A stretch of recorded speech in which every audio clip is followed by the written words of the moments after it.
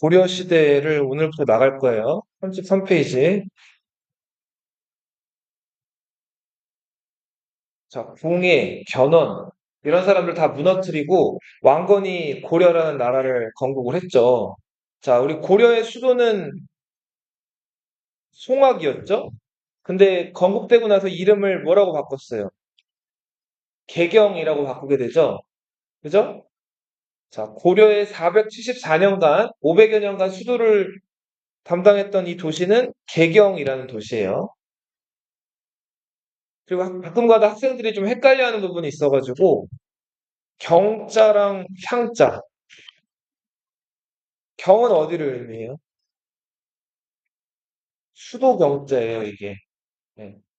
서경, 동경, 개경 하면은 다 수도를 뜻한다고. 향은 뭐를 뜻하냐면은 수도 외 나머지 지역,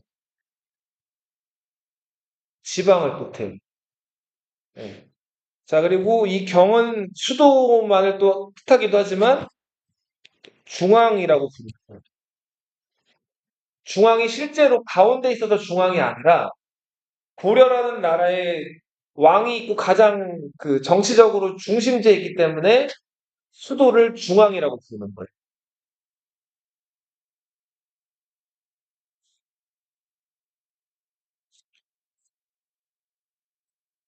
자, 34페이지로 넘어가 보세요. 그림 보세요.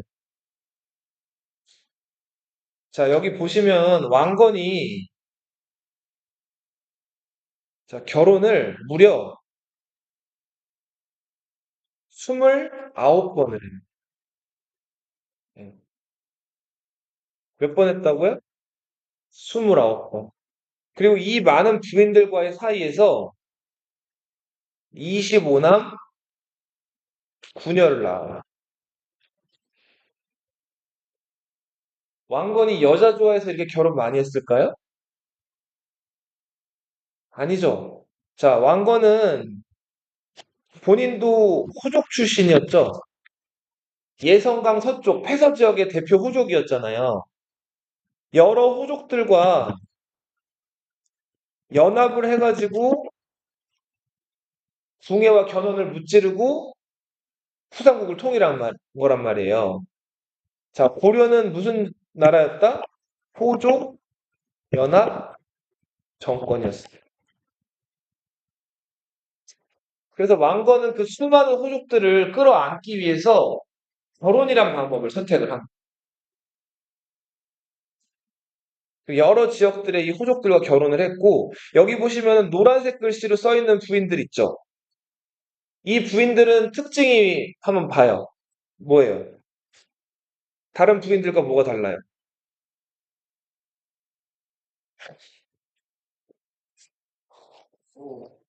그죠? 왕수라고 불리고 있죠? 다른 결혼한 사람들은 다 부인이라고 하는데, 요 6명만은 왕수라고 불렀단 말이에요. 이 왕수로 불린 여인들은 자기 집안이 좀 그 후삼국 통일하는데 큰 공을 세웠거나 왕건에게 여러 가지 도움을 많이 준 집안들이라서 자, 요 집안 그 부인들과는 왕수로 이걸 울려 불렀고 이들과의 사이에서 낳은 자식들이 왕건의 뒤를 이어서 왕이 됐단 말이에요. 자, 이렇게 해서 왕건은 여러 호족들을 끌어안는 정책들을 빨리 와 취했다. 네. 그리고 이 호족들에게 충성심을 이끌어내기 위해서 성을 주기도 해요. 왕건의 성이 왕씨죠. 왕씨성을 하사하는 거예요. 이런 거를 사성 정책이라고.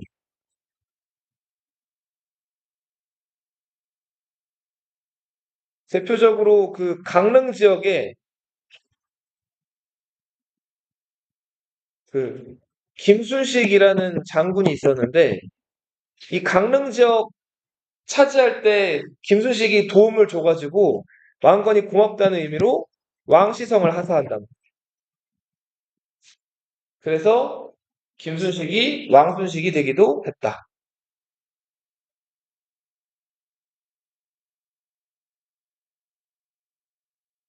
자, 그리고 전쟁을 후삼국 처음 만들어진 게 이제 년부터 936년에 왕건이 신검을 무찌르고 후삼국을 통일할 때까지 무려 30년 넘게 후삼국 통일전쟁이 있었어요. 자, 전쟁이 일어나면 장군들도 힘들지만 더 힘든 거는 백성들이 더 힘들겠죠. 백성들은 그 전쟁이 일어나면 병사로 동원되기도 하고 농사도 못 짓고 여러 가지로 힘들단 말이에요. 자, 그래서 왕건이 이 통일을 이뤄낸 다음에는 세금을 3년 동안 백성들한테 안 받아요. 자, 왕건이 3년 동안 세금을 받았다고요? 안 받았다고요? 받지 않아요. 그리고 이후부터는 세금을 받는데 세금 받을 때 딱 원칙을 정해요. 취민, 백성들에게 수치, 세금을 거둘 때는 유도, 법이 있어야 된다는 거예요. 나라에서 막 필요할 때마다 그때그때 계속 세금을 거두면은 백성들은 삶이 어려워지겠죠? 그러니까 딱 정해진 법도대로 세금을 거둔다. 이 법도에서 정해진 세금 비율은 10분의 1이에요. 백성들이 가진 그 쌀이 10kg가 있으면 1kg를 세금으로 내게끔 하는 거예요. 자, 그리고 자기를 도왔던 여러 이 후족들을 왕건은 이제 내치지 않고 그냥 끌어안았다 그랬죠? 결혼도 여러 번 하고 이렇게 호족들을 두텁게 대우해 주는 거를 좀 어려운 말로 중폐 비사라고 불렀어요.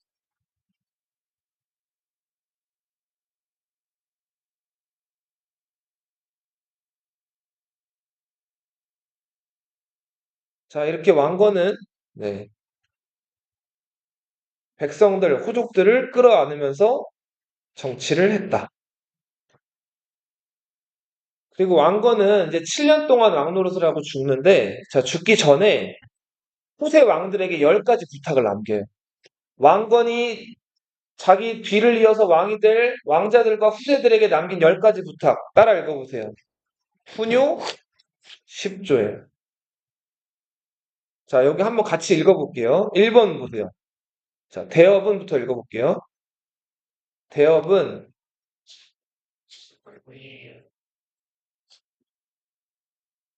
자, 재불호의가 뭘까요, 이거? 이게 그러니까 불교를 얘기하는 거죠? 사원은 절이죠, 절. 왕건의 첫 번째 부탁, 불교를 중시하라는 거예요. 고려는 이제 앞으로 계속 배울 거예요. 어떤 종교의 나라? 불교의 나라예요. 자, 절은 고선의 설에 따라서 조선대사 기억나요? 왕건 태어나기 전에 찾아와가지고 집 36칸으로 지으면은 다 내년에 아드님, 아주 뛰어난 아드님 태어날 거라고 예언해줬던 그 스님. 그리고 왕건이 17살 됐을 때 왕건 찾아와가지고 뭐 군대 부리는 법이라든지 유리한 지형 차지하는 이런 것들 알려준 그 스님이 조선대사잖아요. 조선의 이야기에 따라서 절을 아무데나 짓지 말 것. 자, 조선대사는 풍수지리설의 대가였죠. 어디가 명당이고 아니고 하는 것들을 따지는 학문이 풍수지리설인데, 자, 이런 것들을 알아볼 수가 있고요. 왕의 계승은 적자, 적손. 자, 보통은 정식 부인의 아들과 그 손자로 하되 마땅치 아니할 때는 부자가 아니라 형제가 왕위를 이어받을.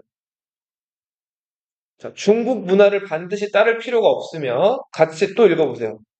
뭐와 거란과 같은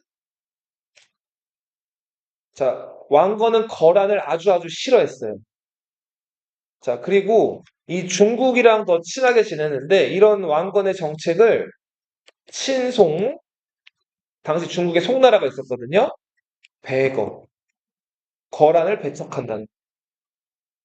자, 이 거란을 배척했던 대표적인 사례 하나 써볼게요. 맞아요. 자, 만부교 사건이라는 게 있죠. 여기 지도가 좀 잘려 있지만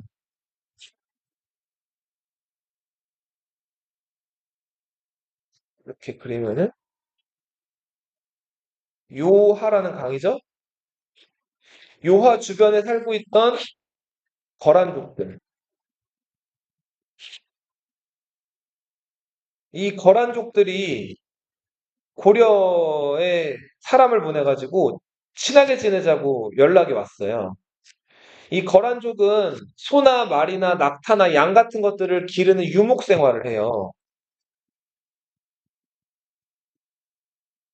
그래서 그 키운 소나 양을 잡아먹거나 얘네 젖을 짜먹거나 얘네 가죽으로 옷을 입는 유목 생활들을 하는데 이 거란족이 고려에 사람을 보내가지고 좀 친하게 지내자 그렇게 찾아왔어요. 근데 얘네들은 소나 양들이 많기 때문에 그 짐승들이 많기 때문에 낙타 50마리를 고려에 선물로 보내왔단 말이에요. 자, 근데 왕건은 이 거란족이 한때 우리 동포가 세운 가래를 멸망시켰죠. 자, 그렇기 때문에 이 거란에 대해서 감정이 좋지가 않았어요. 그래서 왕건은 이 거란이 보낸 낙타 50마리를 개경에 있었던 만부교라는 다리 아래다 묶어놓고 낙타한테 밥을 안 줬어요.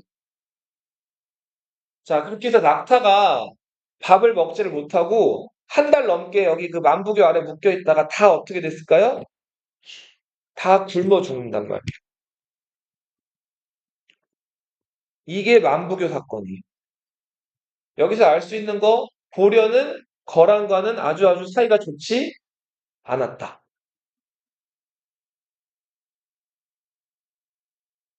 자, 왕건이 남긴 부탁. 서경은 수덕이 순조로워 중요곳이 되니 철마다 가서 100일 넘게 머무르고. 서경이 어딜까요?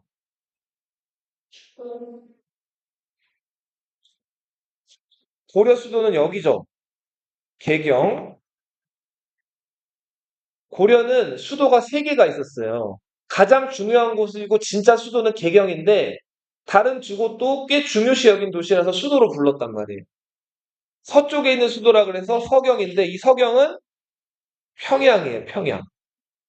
자, 고구려가 두 번째 수도로서 여겼던 중요한 도시, 고구려의 옛 수도였던 평양이에요. 자, 왕건은 이 평양을 중시해가지고 임금들이 여기서 1년에 100일씩 머무르라고 명령을 내렸단 말이에요. 자, 이 서경만 중시한 게 아니라, 자, 이 고려는 나라 이름이 고려죠. 고구려의 뒤를 이었다 해서 고려란 말이에요. 자, 그래서 우리가 과거 옛 영토를 회복해야겠다 하는 취지에서 북방으로 진격해 올라간단 말이에요. 자, 그렇게 해서 영토도 여기 지금 보라색 영역까지 해서 그 영토를 크게 또 넓힌 사람이 왕건이기도 하다.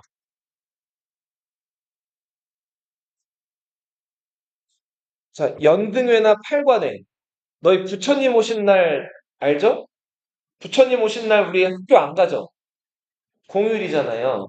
부처님 오신 날 이런 길거리 보면은 여기 막 꽃이나 뭐 이런 장식들 막 매달려 있거든요.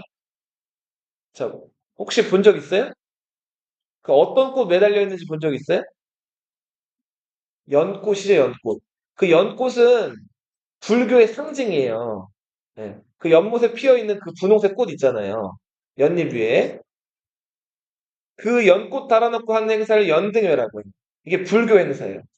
팔관에도 불교 행사이기도 하면서 하늘이나 뭐 강이나 바다 여기저기 있을 거라고 생각되는 그 잡신에게 이제 제사 지내는 그런 행사를 팔관회라고 불러요.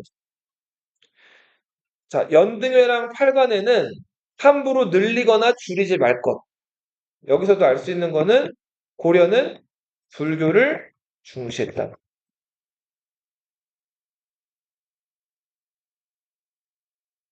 자, 뭐 7번은 뭐 가난을 받아들이고 참원을 물리칠 것이며 부역을 고르게 하면 민심을 얻을. 자, 차령 이남의 인물은 조정에 등용하지 말. 차령이 어디냐면 요게 차령 산맥이. 이거 무슨 강일까요? 요렇게 나가는 강. 금강. 촬영산맥과 금강을 끼고 있어서 방어에 유리한 이곳. 계로왕이 전사한 다음에 어쩔 수 없이 이쪽으로 백세가 수도를 옮겼죠. 공주에 공주 여기가. 그리고 요 공주보다 조금 더 하류 금강 하류로 가면 여기가 부여 삽이란 말이에요. 네. 자, 이 도시들은 백제를 상징하는 도시들이죠. 그리고 왕건에게 신라는 항복했지만 신라는 경수왕이 직접 왕건에게 와가지고 항복했지만 후백제는 왕건한테 끝까지 저항했죠. 그죠? 그래서 큰 전투 끝에 왕건이 결국은 후백제를 무너뜨렸는데 차령 이남 그러니까 이거 정확하게 얘기하면은 옛 어디예요? 후백제죠. 후백제 지역의 출신들의 인물들은 쓰지 않겠다는 거예요. 자, 요런 것들. 자, 이거 왜 안 쓰라고 했을까요? 그렇죠. 반란을 일으킬 수도 있었고, 당시 이 풍수지리설이 여기 또 적용이 되는데, 자, 보세요. 금강이 이렇게 생겼죠. 이거 마치 뭐같이 생겼어요? 활같이 생겼죠. 여기다가 이 활 시위에다가 이렇게 화살을 꽂으면 어디를 쏠 수가 있어요? 개경을 쏠 수가 있죠. 그죠? 자, 그래서 이 지역은 배역 지세. 역적들이 살고 있는 그 땅이고 역적들이 지금 있는 곳이니까 언제든 반란이 일어나서 그 고려를 위협할 수 있다. 그러니까 여기를 쓰지 말라는 거예요. 여기 인물들을. 근데 왕건이 실제로 이런 얘기들을 남겼는지는 모르겠지만 자, 이렇게 이런 훈요시표가 전해짐에도 불구하고 고려는 이 전라도 출신 인물들, 이 후백제 지역 인물들을 차별 없이 그대로 써요. 네. 자, 그리고 네, 요런 얘기들이 왕건이 후세 왕들에게 남긴 부탁, 훈요 10조라는 얘기예요. 자, 여기 보시면은 왕건의 북진 정책 해가지고 영토 올린 얘기 이런 것들 나왔고, 자, 그리고 우리 저번 시간에도 이게 배운 건데 왕건이 아직 궁에 부하 있던 시절에 배를 만들어서 이렇게 바다 건너 견훤의 비를 치죠. 그렇게 해서 얻은 이 지역, 당시에는 금성이라고 불렸는데 왕건이 이름을 뭐라고 바꿨어요? 나주라고 바꾸죠? 그죠? 자, 왕건은 이런 식으로 고려를 잘 다스렸고, 자, 우리 고려시대 왕조 계보표, 너희 조선시대 태정태세 문단세 들어봤죠? 고려는 어떻게 나가냐면, 태조 왕건, 그 다음에 세종, 그 다음에 정종, 그 다음에 광종, 태희정광, 그리고 경종, 성종, 목종 이렇게 나가요. 태희정광, 경성목. 따라 읽어보세요. 네. 자, 여기 나와 있는 희종, 정종, 광종은 다 왕건의 아들들이에요. 왕건의 큰아들, 둘째 아들, 셋째 아들이에요. 자, 우리 좀 기억해야 될 왕들, 고려 초기에 기억해야 될 왕들은 태조 왕건과 광종, 성종을 조금 기억해 놔요. 왕건이 결혼을 이렇게 29번이나 하고 그 부인들 사이에서 아들만 몇 명? 25명, 딸 9명. 자, 왕건이 죽으면서 왕건의 큰아들이었던 희종이 왕이 됐어요. 근데 희종이 몸이 약했어요. 자, 그래서 자, 희종이 몸이 약해가지고 자, 일찍 죽게 되는데 그러면서 희종이 죽으면서 이 왕건의 수많은 아들들이 왕위 쟁탈전을 벌이고 자, 거기서 살아남은 왕자들이 이 엄마가 저 충주 사람이었던 정종과 광종이었단 말이에요. 그래서 이 초반에는 굉장히 복잡했어요. 막 그 왕위를 뺏고 뺏기고 하는 것들이 있다가 조금 안정적으로 딱 자리를 잡은 게 광종이에요. 자, 이 광종은 왕위에 오른 다음에 7년 동안 잠자코 있었어요. 정관정요라는 책이 있는데 고구려랑 당나라랑 전쟁 벌인 거 안시성 싸움 기억나죠? 그 안시성 전투 때 고구려의 군대를 몰고 왔던 당나라 황제가 당태종이라는 황제인데 혹시 기억나요? 그 당태종 때 연호가 정관이에요. 당태종이 우리 한국 사람들 입장에서는 고구려 쳐들어왔다가 실패하는 황제로만 좀 알려져 있지만 중국 안에서는 정치를 아주 잘해가지고 아주 유명한 황제로 알려져 있어요. 그 당태종 때 정치적인 상황을 담아놓은 책이 정관정요인데 광종이 왕이 된 다음에 7년 동안 되게 조용히 이 책만 열심히 읽으면서 당태종이 어떻게 정치를 했는지를 학습을 해요. 자, 그리고 딱 7년이 지나가지고 이제 숨겨놨던 이빨, 발톱을 광종이 드러내요. 광종이 제일 먼저 7년 만에 침묵을 깨고 이제 시작한 개혁. 그 개혁이 노비안검법이에요. 따라 읽어보세요. 노비안검. 자, 그러면 이 노비안검법이 뭔지 좀 볼게요. 먼저 노비가 뭘까요, 노비?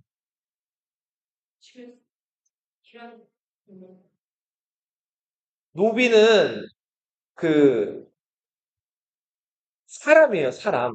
어, 사람인데 이 노는 남자 종을 뜻해요. 종은 뭐 하는 사람들이죠? 그쵸. 남의 밑에서 일하는 하인들이죠. 근데 하인보다도 좀 더 아래라고 보시면 돼요. 이 비는 여자 종을 뜻해요. 이 사람들은 사람이지만 사람 대접을 못 받아요. 맞아요. 재산치 물건 취급을 받는 거예요. 그래서 이 사람들은 매매, 상속, 증여 이런 게 가능해요. 사고 파는 게 되는 거예요. 그리고 내가 노비를 가지고 있으면 내 자식한테 노비를 물려주기도 해요. 남한테 줄 수도 있고. 완전히 이거는 물건 취급 받는 거죠. 이 노비들은 나라에 세금을 낼까요? 내지 않을까요? 세금을 내지 않아요. 노비가 되는 순간 그 주인의 개인적인 물건이 되는 거지 나라에다 세금을 안 낸단 말이에요. 자, 근데 문제는 나라 입장에서는 이런 평민들이 몰락을 해서 노비가 되거나 이제 이렇게 되면은 세금을 많이 거둘 수가 없죠. 그죠? 자, 근데 후삼국 통일전쟁 과정에서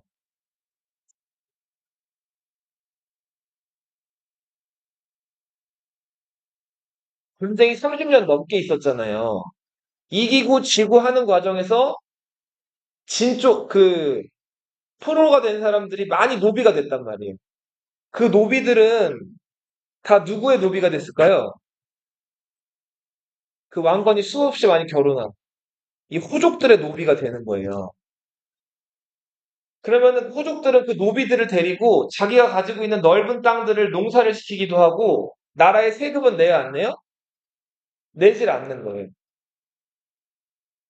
자, 그래서 광종은 억울하게 노비가 된 사람들, 한삼국 통일전쟁 과정에서 억울하게 노비가 된 사람들을 조사해가지고 평민, 양민으로 풀어주는 법을 시행한 거예요.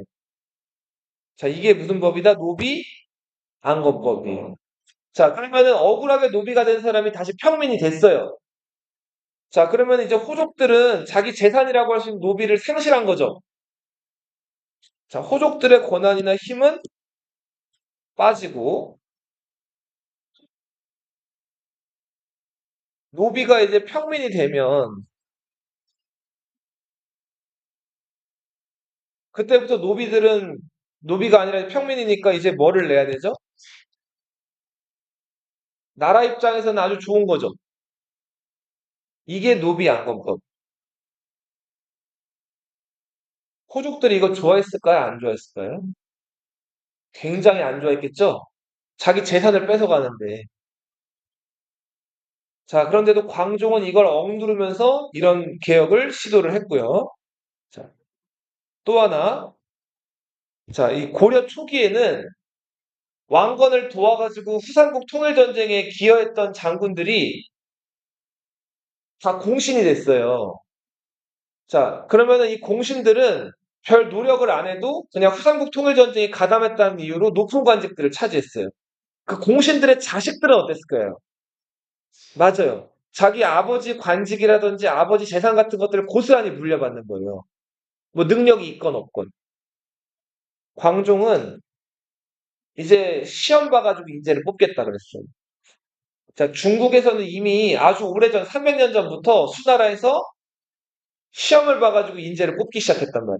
공자, 맹자 말씀, 공자, 맹자 경전을 열심히 외워가지고 자, 나라에서 제출하는 그 문제를 잘 풀면은 합격하고 관직에 나가는 거예요. 중국에서 시작된 시험 제도를 국내에 들여와요. 이게 무슨 제도? 과거 제도예요. 노비안건법 956년, 과거 제도 958년.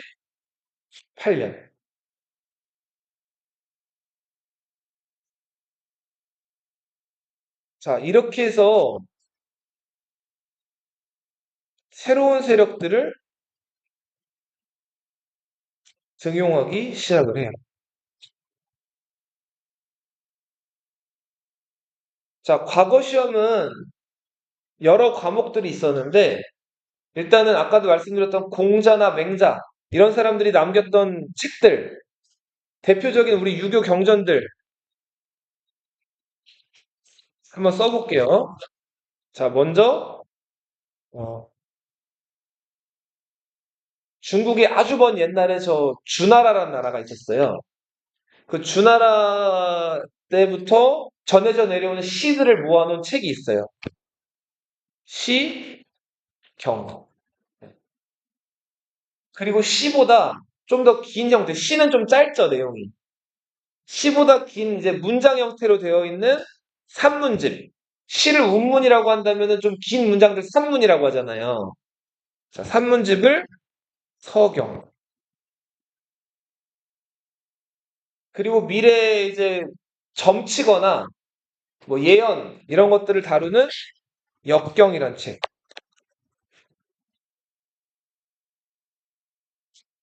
자, 그리고 공자, 춘추전국시대 공자라는 사람이 썼던 역사책 춘추. 예법에 관한 기록 예기. 자, 요 다섯 책들을 오경이라고 불러요. 우리 저 기독교에서는 최고 가치로 여기는 책이 무슨 책이에요? 성경이죠. 구약, 신약 성경이 있잖아요. 자, 유교에서는 최고 가치로 여기는 책이 이 다섯 권이에요. 몇 경? 오경. 자, 근데 이 오경 중에서 조금 내용을 압축해가지고 공자의 말씀, 공자와 제자들의 대화를 그 모아놓은 말씀을 논어라고 불러요. 그리고 공자 다음으로 유명한 학자가 누구예요? 유교에서. 맹자죠. 자, 맹자의 책, 맹자. 이 예법에 관한 기록, 오경 중에서 얘기가 엄청 양이 많아요. 너무 양이 많아가지고 이거를 평생 다 보기가 어렵단 말이에요. 그래서 이 얘기에서 중요한 것들만 모아가지고 대학과 중용이라는 책을 만들었어요. 자, 요 네 권의 책을 사서라고 부릅니다. 고려시대, 조선시대 선비들은 자, 그러니까 과거 시험을 준비를 할 때 이 책들을 달달달달달 외우는 거예요. 우리 너희 앞으로 몇 년 있으면 수능 보겠죠? 네. 설레요? 자, 수능 볼 때 너희 이제 교과서도 보겠지만은 그 나라에서 그 만들어주는 EBS 교재 이런 것들 보겠죠? EBS 교재 들어본 적 있어요? 네. 자, EBS 교재 과목별로 다 있단 말이에요. 그거 달달달달 외우다시피 하고 들어가서 수능 본단 말이에요. 고려시대, 조선시대 학자들, 지식인들은 출세하려고 과거 시험 붙으려고 이 사서와 오경, 이 9권을 달달달달달 외우는 거예요. 3살, 4살 때부터. 자, 그렇게 해서 그 지식을 가지고 시험을 보는데 이게 과거 시험이에요. 고려시대 과거 시험은 이 붓을 든 사람들 선발하는 문과가 있었어요. 자, 여기서 재술과 면경과 나와 있는데 재술과는 논술 시험이에요. 논술인데 자기가 쓰고 싶은 얘기 막 쓰는 게 아니라 평소에 공부했던 거 있죠. 사서오경. 이거를 바탕으로 왕이 문제를 내요. 지금 뭐 거란이 쳐들어올 기미가 보이는데 저거를 어떻게 막아야 될까 하는 이런 것들을 물어보는데 여기에 대한 답을 써서 내는 거예요. 자, 이렇게 답안지로 써서 내는 그런 답안지를 대책이라고 불렀어요. 자, 과거 시험 답안지를 뭐라고 부른다고요? 2글자로? 대책. 너희 대책 없다 이런 얘기 들어봤어요? 네. 어떤 그 해결책이나 이런 게 없을 때 대책이란 말을 쓰죠. 네. 여기서 유래한 거예요. 명경과는 논술 시험이 아니라 이 사서오경을 달달달달 외워가지고 암기 시험을 보는 거예요. 암기. 자, 그래서 이 과거 시험에서 우수한 성적으로 합격하면 관료가 돼요. 자, 근데 이게 조선시대 와서 굳어지는데 아직은 그렇진 않았지만 대체로 3년에 한 번 시험을 보고 전국에서 33명을 뽑아요. 3년에 한 번 몇 명 뽑는다고요? 33명을 뽑아요. 여기서 1등부터 3등까지를 갑과라고 부릅니다. 무슨 과? 갑과. 4등부터 10등까지를 을과라고 불러요. 자, 11등부터 33등까지를 병과라고 불러요. 자, 근데 병과라고 해서 이게 별거 아닌 게 아니에요. 3년에 한 번 전국에서 33명을 뽑는 거예요. 여기 들어가기가 쉬울까요? 어려울까요? 아주 아주 어렵겠죠. 갑과 중에서 1등을 뭐라고 할까요? 장원. 2등을 방한. 3등을 탐화라고. 금메달, 은메달, 동메달입니다.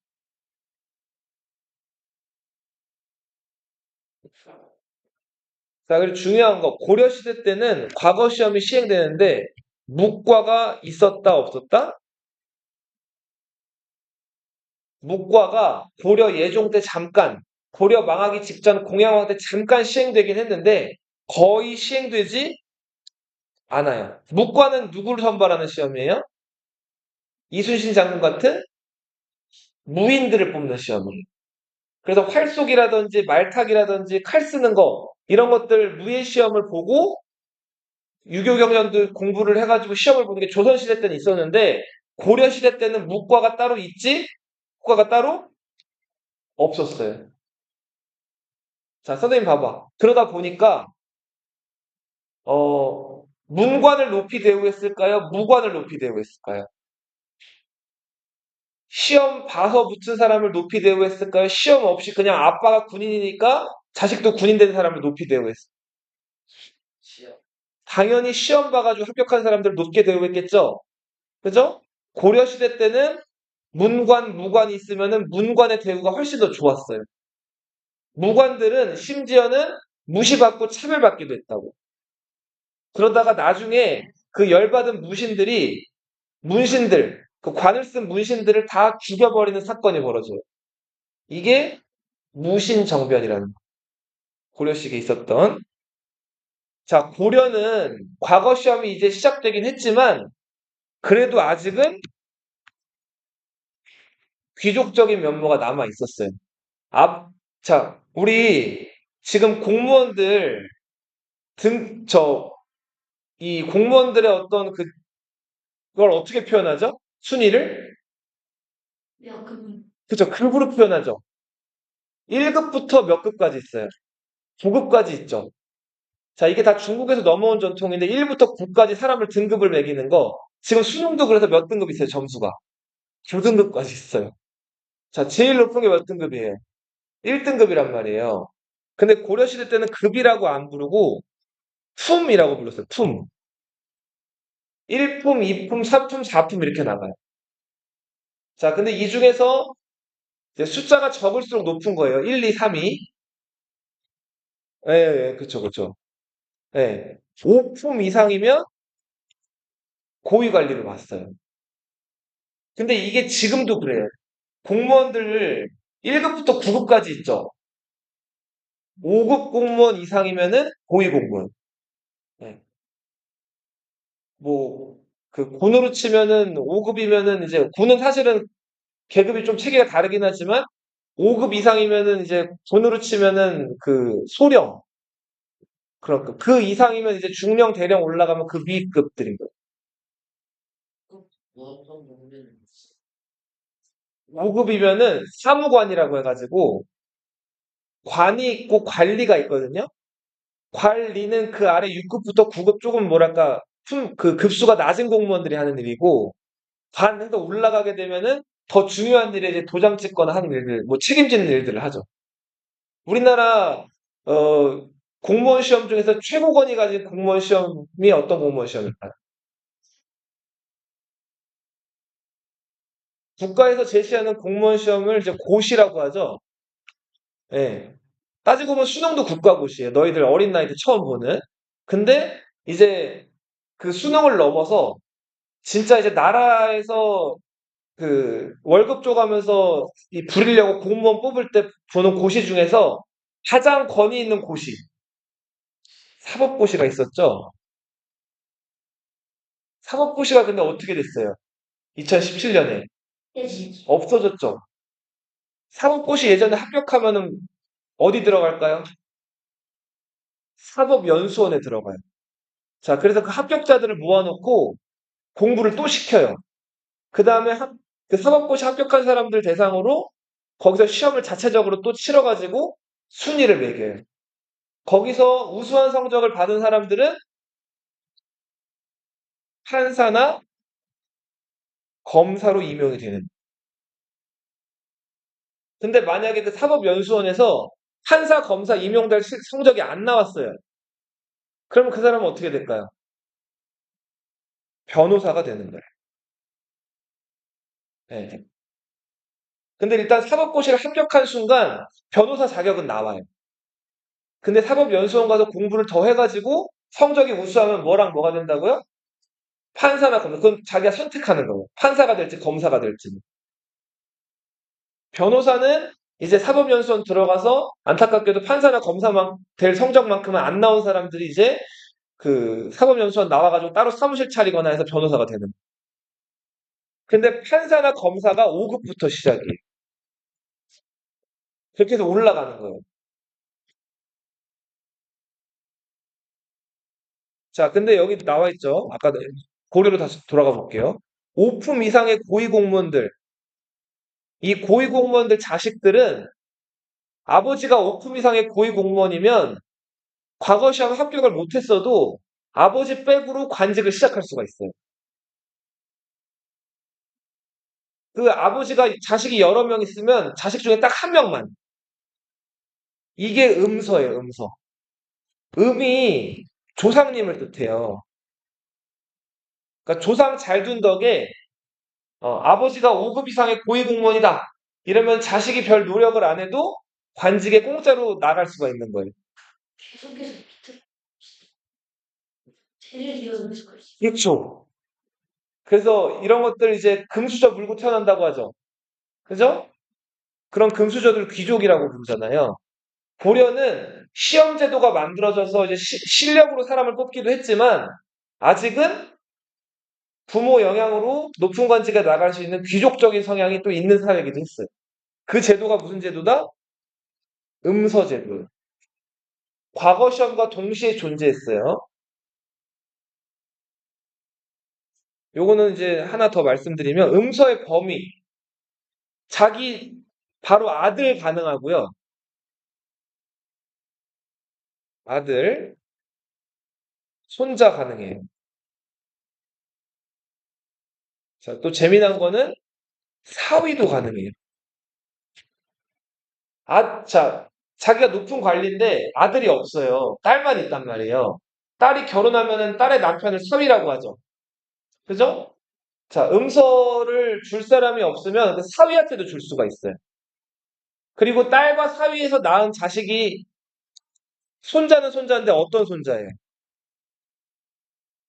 딸이 낳은 아들. 외손자죠? 이 외손자한테도 음서의 범위가 해당이 돼요. 자, 내가 5품 이상의 고위 관리면은 몇 명한테 줄 수 있다? 딱 한 명한테만, 한 명한테만 이걸 줄 수, 이건 범위고, 범위. 네. 자, 잡과는 뭐냐면, 기술관을 뽑는 시험들. 여기서 잡과의 과목들 하면은, 한의학, 법학, 자, 그리고 천문학. 자, 요런 것들을 공부해가지고 또 시험을 봐요. 그렇게 해서 뽑힌 사람들을 기술관이라고 불렀다.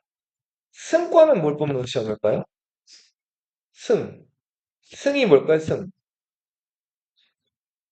그죠? 이게 승려예요, 승려. 스님을 뽑는 거예요. 고려는 불교의 나라라 그랬죠?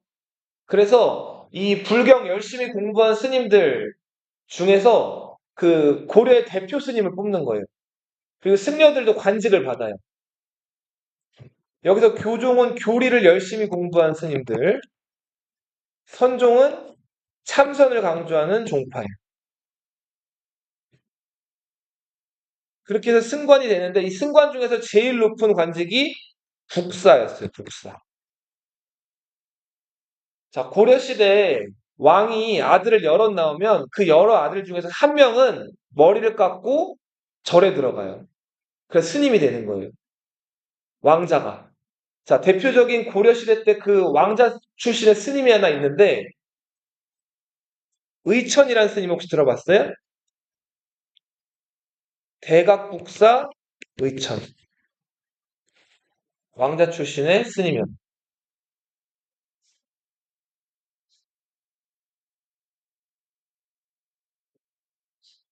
네, 빨리 갖다 오세요. 자, 이렇게 광종은 노비안건법 이런 것들로 억울하게 노비가 된 사람들을 호족으로부터 풀어줘서 호족들 힘은 죽이고 세금은 늘리고 그리고 과거 시험이란 제도를 만들어 가지고 새로운 사람들을 뽑아서 이제 썼단 말이에요.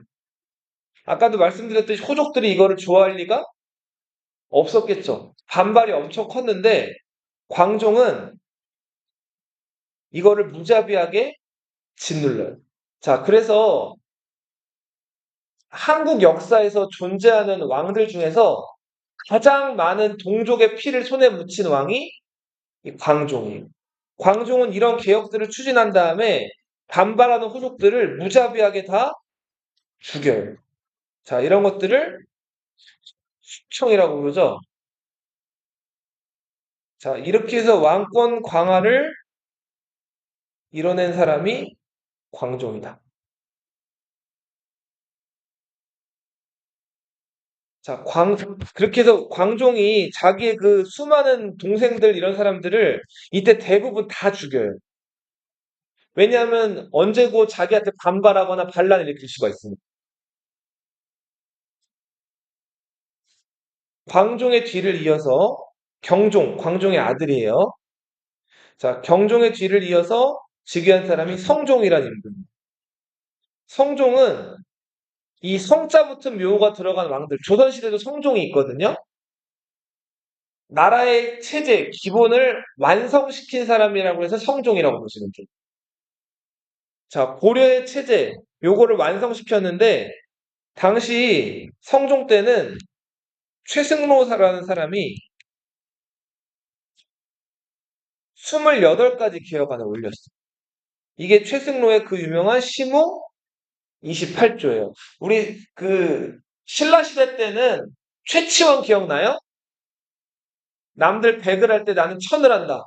최치원 육두품 기억나죠? 이 최치원이 진성여왕한테 10가지 개혁안 올렸었죠. 그게 뭐였어요? 시무 10조였죠. 자, 고려시대 때 성종 때는 이 최승로라는 사람이 개혁안 28개를 올린다고. 이게 시무 28조예요.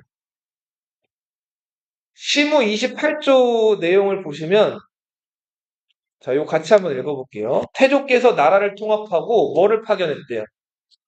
지방관을 파견하려고 했으나 초창기 일이 바빠서 시행하지 못했습니다. 청컨대 뭐를 파견하시옵소서? 지방관. 이게 외관이라고 부르는데 자, 왕의 명령을 잘 듣는 지방의 관리들을 보내자는.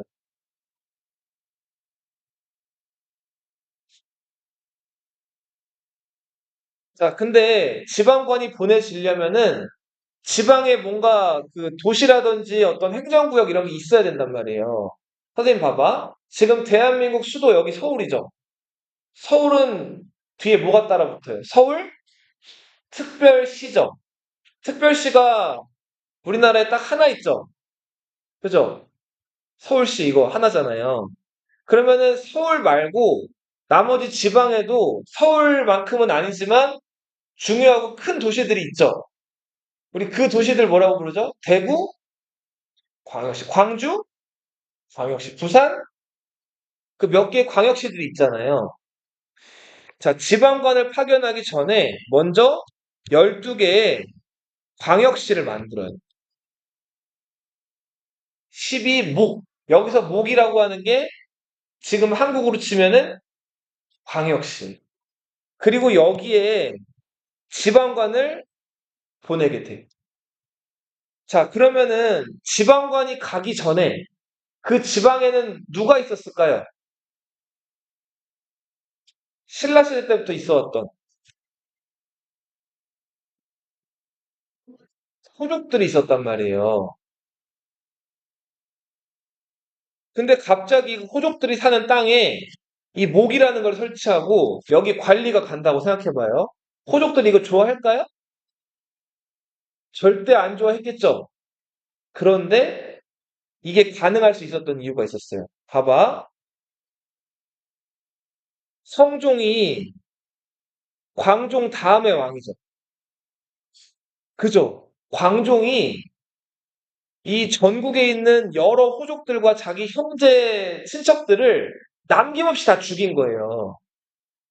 그래서 성종이 즉위할 때는 이 지방에 살고 있던 호족들의 힘이 많이 빠진 거예요. 그래서 성종 때는 이렇게 지방에다가 12목이라는 광역시를 만들 수도 있었고, 여기다가 뭐를 보낸 거예요? 지방관들을 보낸 거예요. 자, 그리고 이제 호족들은 광종의 숙청 이후에는 호족이라고 더 이상 불리지 않고 뭐라고 불리냐면, 아까 지방을 뜻하는 한자 뭐라 그랬죠? 향리라고 불리게 돼요. 자, 우리 신라 말에는 호족의 시대였다면, 고려 말은 이제 무슨 시대라고 불린다? 향리들의 시대라고 불려요. 자, 최승로는 연등에 베풀고 팔관에 열어 사람들한테 힘든 일을 시켜요. 자, 연등의 팔관회가 한 번 열렸다 하면은 2주 한 달은 기본이에요. 자, 총악을 울리면서 음식 같은 거 마련해 놓고 막 호화롭게 잔치를 벌이는 건데 백성들 당장 농사 안 되면은 굶어 죽게 마련인데 자, 그런 거 아랑곳하지 않고 왕실에서 불교 행사를 아주 화려하게 열었단 말이에요. 자, 이런 것들을 어떻게 하지요, 최승로가?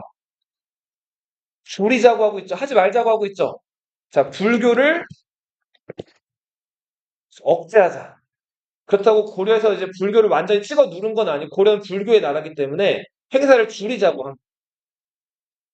자, 불교를 믿는 것은 자신을 닦는 근본, 그러니까 자기 수행하는 거고 유교를 행하는 거는 나라를 다스리는 근원인 거예요. 왕은 나라 다스리는 게 중요하죠.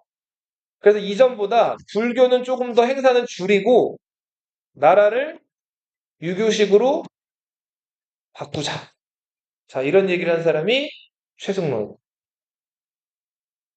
오늘은 여기까지 할 거고요. 다음 시간에는 지금 오늘 선생님이 수업한 패턴은 교과서 위주의 수업이었어요. 교과서에 제일 잘 나오는 것들 있죠? 핵심 내용들만 좀 찍었고, 자, 아까 선생님이 태조부터 희종, 정종, 광종, 경종, 성종, 묵종, 이런 여러 왕들이 있었다 그랬죠? 이 왕들, 왕위쟁탈 벌인 얘기랑 그 계승했던 얘기들, 이런 것들을 다음 시간에 좀 더 자세하게 할 거예요. 알겠죠?